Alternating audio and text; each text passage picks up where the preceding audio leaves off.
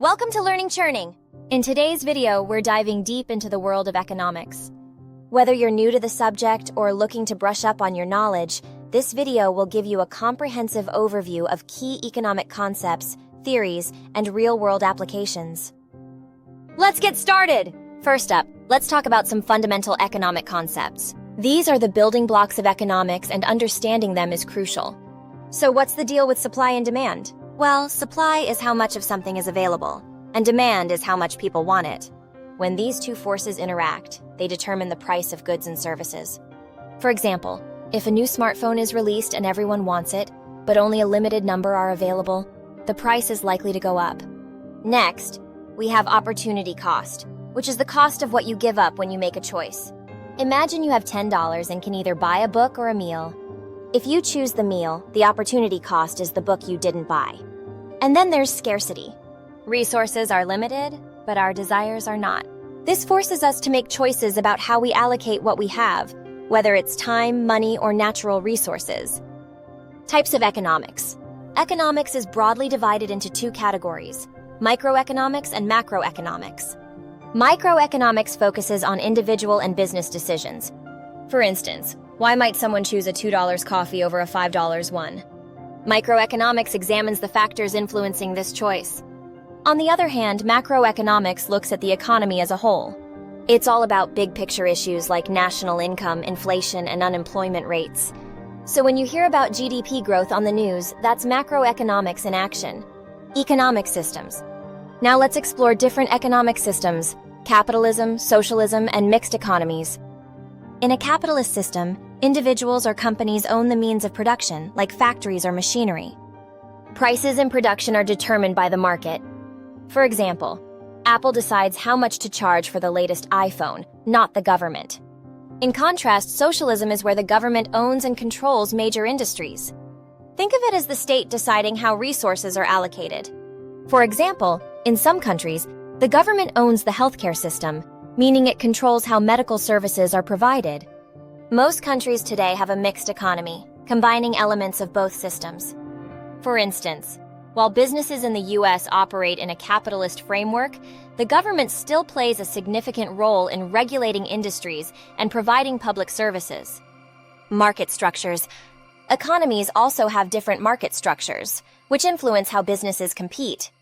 Perfect competition is a market where many small firms offer identical products. Imagine farmers selling wheat. One farmer's wheat is no different from another's.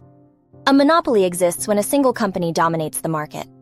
For example, if one company controls the entire electricity supply in a region, it's a monopoly. Oligopoly is when a few large firms dominate the market, like in the automobile industry with giants like Ford, Toyota, and GM.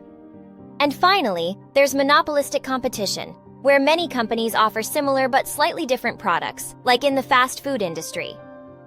Economic indicators. Next, let's talk about economic indicators. These are key statistics that help us understand the state of the economy. Gross domestic product, or GDP, measures the total value of goods and services produced in a country. If GDP is growing, the economy is generally doing well. If it's shrinking, that could signal a recession. Inflation refers to the increase in prices over time. If inflation is too high, the purchasing power of your money decreases. And then there's the unemployment rate, which tells us what percentage of the labor force is without work, but actively seeking it. High unemployment can indicate economic trouble, while low unemployment suggests a healthy economy. Fiscal and monetary policy.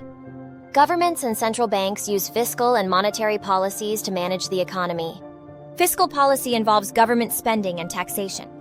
For example, during a recession, a government might increase spending on infrastructure projects to create jobs and stimulate demand. Monetary policy, on the other hand, is about controlling the money supply and interest rates. Central banks, like the Federal Reserve in the US, can lower interest rates to encourage borrowing and spending. International economics. Economics isn't just about what happens within a country's borders.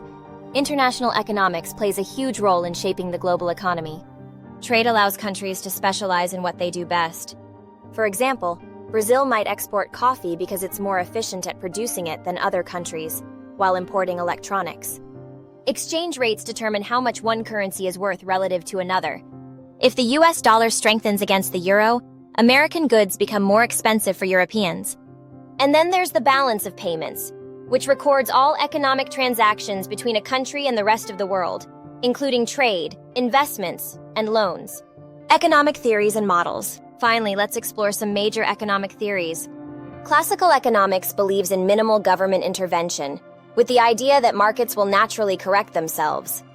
For example, classical economists would argue against government bailouts for failing businesses.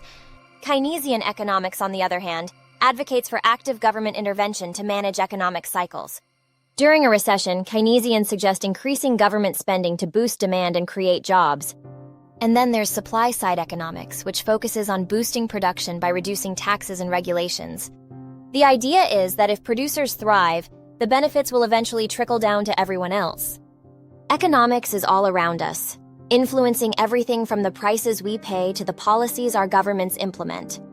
By understanding these concepts, you'll be better equipped to make informed decisions in your personal and professional life. If you found this video helpful, don't forget to like, subscribe, and hit the notification bell so you never miss an update from Learning Churning. Thanks for watching, and see you in the next video.